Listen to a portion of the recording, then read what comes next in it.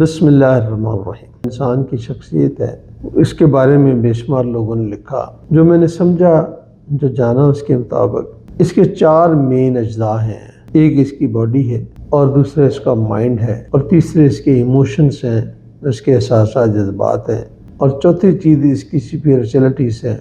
اس کے اندر ایک روحانیت کا ہونا ہے۔ ہمارے ارد گرد جہاں بھی ہم دیکھتے ہیں، دور دور تک دیکھتے ہیں، لوگ فزیکلی بھی فٹ ہیں، پہلے سے بھی فٹ ہیں، عمریں بھی لمبی ہوتی جا رہی ہیں، بہت سی بیماریوں کے علاج بھی دریافت ہو گئے ہیں، وہ سب کچھ موجود ہے۔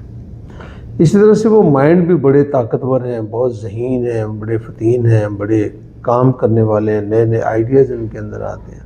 ایموشنز بھی ان کے اندر موجود ہیں۔ جب بھی کوئی مشکل وقت آتا ہے کسی پر، وہ اٹھ کھڑے ہوتے ہیں، ان کی خدمت کرتے ہیں، جو بھی ان سے بن پڑتا ہے وہ سارے کرتے ہیں۔ وہ پیار بھی کرتے ہیں، محبت بھی کرتے ہیں، وہ دوسروں کا خیال بھی کرتے ہیں، لڑائی جھگڑا بھی کرتے ہیں۔ یہ بھی ایک ان کے احساسات کا ایک جزو ہے۔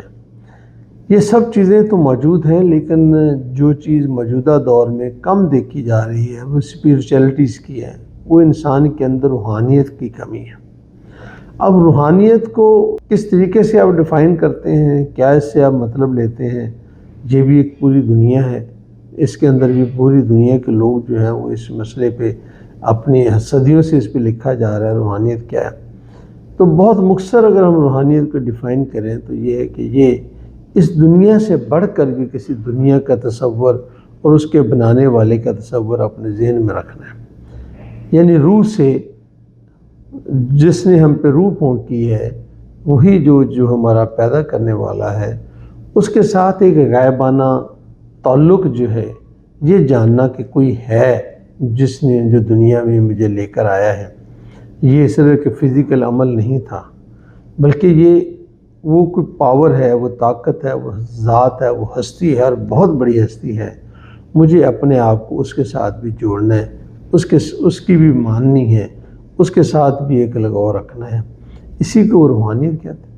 اب اس میں مختلف لوگوں نے مختلف مذاہب میں اسی پہ بے شمار لوگوں نے بات کی، کہیں میڈیٹیشنز ہوئیں، کہیں فاقے کاٹنے کی بات ہوئی، کہیں اور بہت سارے طریقے کار ہوئے جہاں پر ان باتوں کو بتایا گیا، کیا گیا، لوگ کر رہے ہیں۔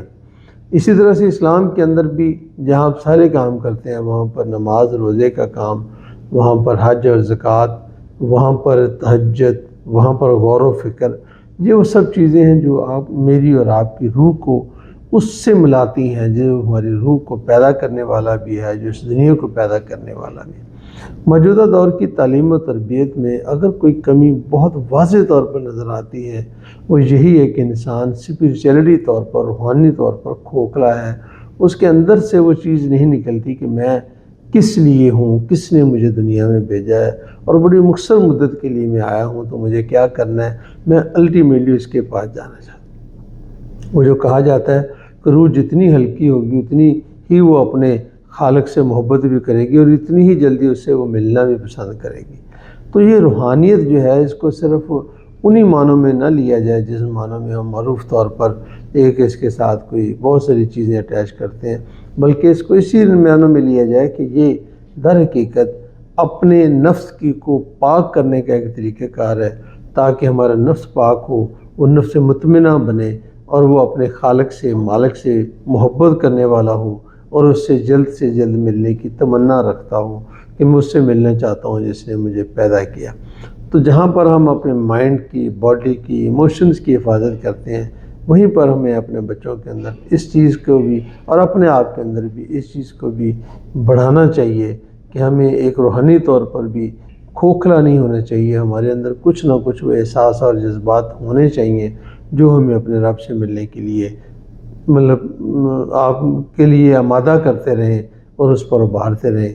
اسی کو میں سمجھتا ہوں کہ یہ روح اور روحانیت کا یہی ایک ڈیفینیشن میرے ذہن میں آتی ہے۔ ممکن ہے بہت ساری اور ڈیفینیشنز بھی ہوں، اور اس کے لیے ضروری ہے کہ ہم اپنے اندر وہ احساس پیدا کریں اس مالک سے ملنے کا، اس سے محبت کا، تاکہ ہماری روح جو ہے وہ یہ سوچے کہ مجھے کہاں سے میں آئی تھی، کہاں سے مجھے روح پھونکی گئی تھی، کس نے روح پھونکی تھی، اور کہاں مجھے جانا ہے۔